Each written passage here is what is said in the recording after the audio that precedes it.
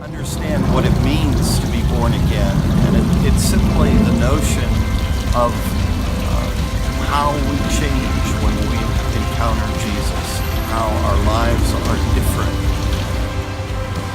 Pastor Joey, would you like to talk about this week's sermon? What do we believe, and how is what we believe in or into showing up in our lives? Each of us comes at God with our own needs and hopes and wishes and baggage, for that matter. So we need a message for this Sunday is based on Matthew 28. Pastor Joey, would you like to talk about this week's sermon? Sure, Tanya.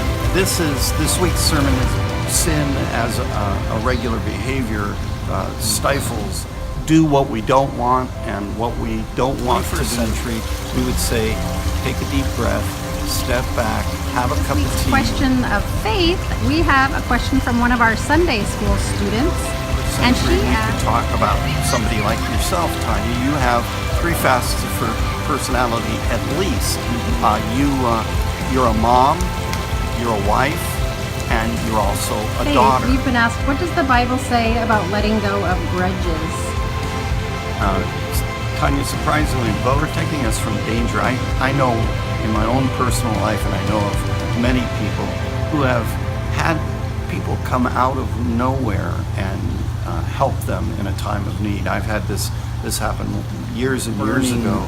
Places and devils with pitchforks are poking at them. How we deal with conflict, especially in the church. We talk about love and then we're mean to one another. Pastor Joey, would you like to talk about this week's sermon? Sure. And out of this, because they were teased as being so methodical in their faith, they started the Methodist movement, which spread to America just ahead of the Revolutionary War. It speaks to me about how we are to live our lives as people of faith and live a loving life towards everyone.